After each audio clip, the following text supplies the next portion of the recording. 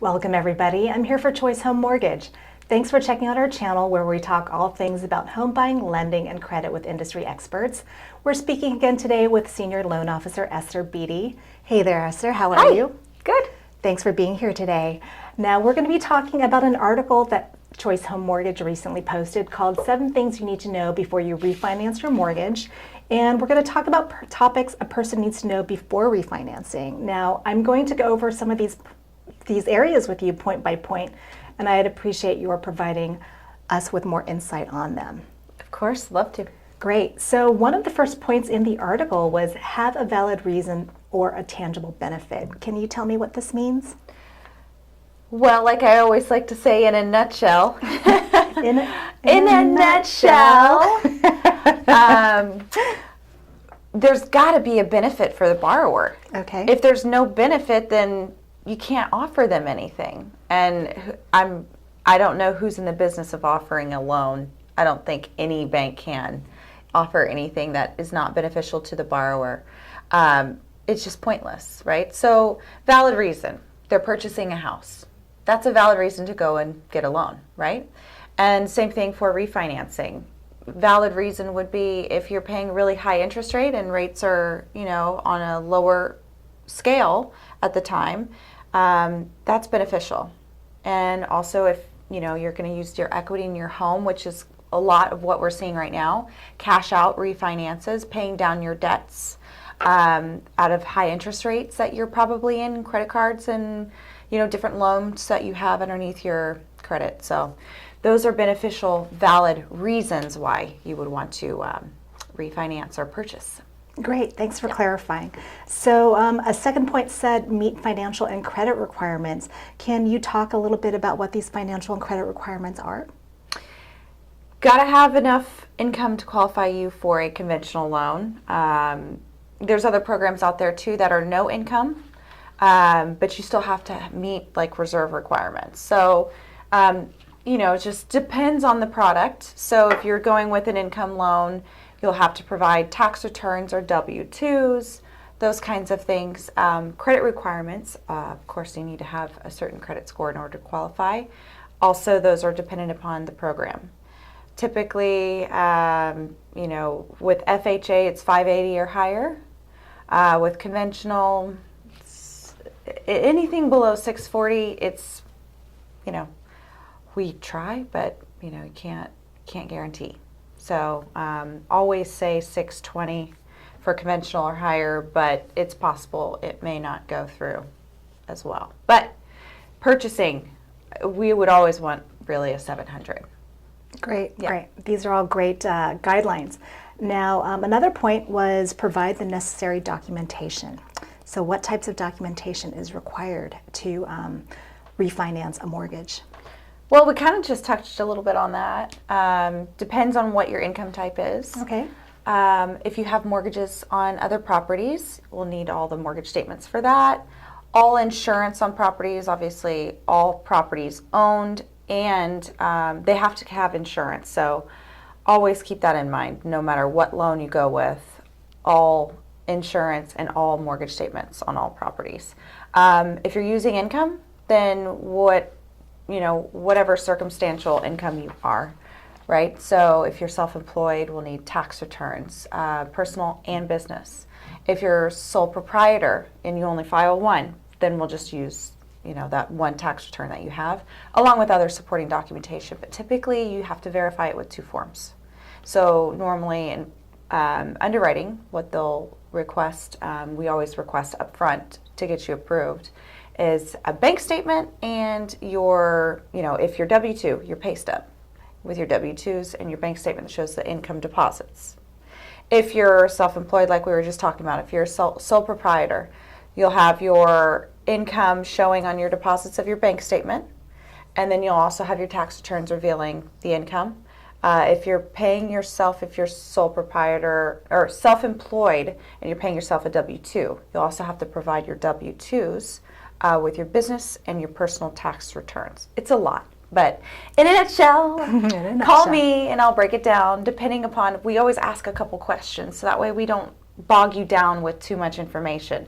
We're the experts. We're here to help you. educate you, but also make it like where you don't need to like have this long drawn out process and feel overwhelmed. We try to make it as simple as possible. That's great. That's Yeah. great. And it seems like every person has a different financial outlook. It's 100% depending on what their employment status is. So it's really best just to call, have a chat with you. Yeah. And we try to like rush it like with questions. The reason why we ask all these questions is so that we can get an understanding to better help you. We're here to help you. And as experts, we know, what to look for, what to ask for. And that's why we ask these questions. Just, it's out of your benefit to chunk it down and make it simple. Chunk it down. I like that phrase, chunk it down. Yeah. Okay, so moving on to the next point, meet the timing requirements. What is meant by timing requirements? Well, I believe that's probably referring to a typical timing scenario. So if you're doing like, a cash out refinance with us, typically we need to wait 6 months before we could do another refinance. I see. Okay?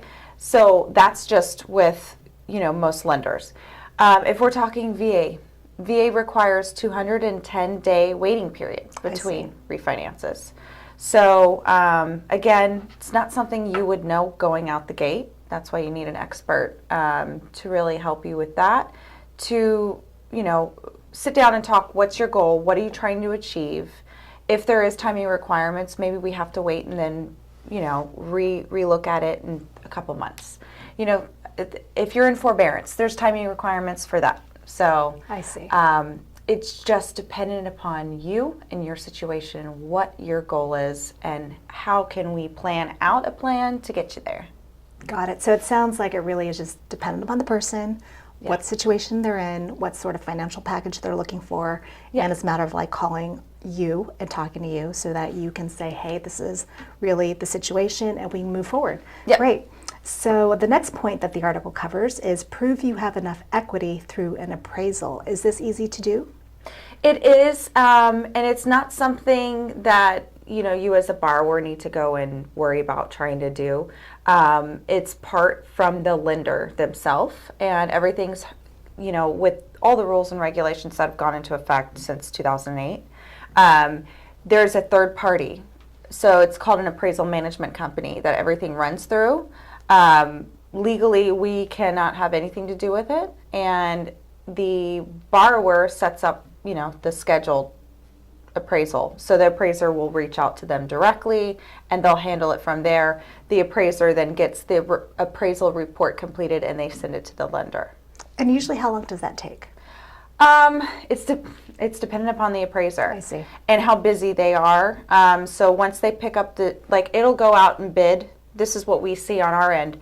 They go out and then, I guess on their appraisal management company with all their appraisers in that area, I guess they'll receive the bid and somebody picks up the job, and then they'll figure out with the client based upon their availability when they can go in and do the job, and then they have X amount of time to get the report back to the lender. I would say, depending upon the type of loan it is and what bank you're going with, or what bank we're taking you to, I would say typically about 1 to 2 weeks from the day that it's sent out for a bid. But So not too long. yeah, it's also dependent if it's a investment property. Sometimes those reports are more in depth because they're going off of rent schedules. I see. So it's a little bit of it's a higher price appraisal, Right. and it takes more time for the appraiser himself to do the report. So Got it. it's one of those things you just kind of you got to have somebody that can walk you through everything, but it's patience on appraisals. Great. Okay. Well, that's good to know. All right. So moving on to point number 6, review the cost versus benefit. Can you please elaborate on this point? Yes. So obviously, again, it boils down to your goal. Benefit. What's the benefit? How much is it going to actually cost you to get this done? If you're leaving the home in the next year, you need to look at what is the refinance costing you, how much is it going to save you, and look at the recoup. Typical, a mortgage professional can do the calculation quickly for you and tell you how long it's going to take. once you figure that out, if you're planning on leaving within a year and it's going to take you 30 months to recoup, it makes no sense. Why would you do that, right? So again, it boils down to, is this your forever home? If it is, and the interest rate, isn't going to cost you that much, it's really an unrealized cost anyway, because you're just rolling it into the loan and you're using your equity. But if you're going to be there, for the next 10 years and it's going to cost you, say, $5,000, you recoup that within a year and a half, it's totally worth it. Because you're going to end up, if you do some simple mortgage calculation math, you could end up saving, if you're dropping a whole interest rate or even half an interest rate. Which is a lot. Think of that over the course of the next 10 years. How much is that going to save you versus staying where you're currently at? That could be thousands of dollars that you're just going to end up paying the bank. You could use it for other things. Paying off a credit card or taking your family on vacation, putting that money into the stock market, whatever it is you want to use it for. But it's definitely worth having, somebody that cares about helping people like us here at Choice to figure out, what's the benefit and how long will it take you to recoup, and, helping you out on your financial plan. Great. Yeah. Appreciate you explaining that. And that probably dovetails into our very last point, which is plan to stay there long enough to make it worthwhile. And you went into that a little bit in terms of cost versus benefit. Obviously, you want to stay there. Maybe it's at least 1 year or 2 years and just do the math. But then again, that's where an expert such as yourself would be able to help out a customer calling in to see whether or not it's worthwhile. Yep, exactly. Great. Yeah. So any other bits of advice that you can leave? Any other closing thoughts that you'd like to share? Yeah. In talking about this as benefit and everything, us at Choice, we're all about family. I mean, we are a family-run company. So to us, our clients, when we talk with you, we're talking about trying to map your situation out to help you.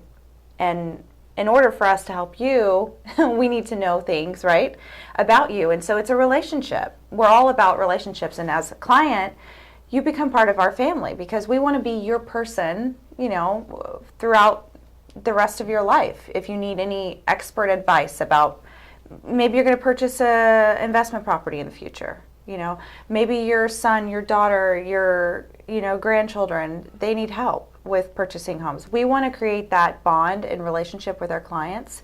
And as you see, we're a 5-star reviewed company because we treat our clients as our family, and we're a family-run company, and that's what we stick by. So it's important for us to feel good about helping others, and that's what we do here. So give us a call. We'd love to talk and share enlightening information, and hopefully you'll join our family. Thank you very much. Well, this is definitely very helpful, Esther. The article that we talked about is linked down below. And if you found this video helpful, please, of course, like and subscribe to our channel or leave any questions or comments down below. We will be bringing you weekly content to help you along the process of purchasing or refinancing your home. We're here to help you make the right choice. Thanks for watching, and see you again next week. Thank you, Esther. Yeah, thanks.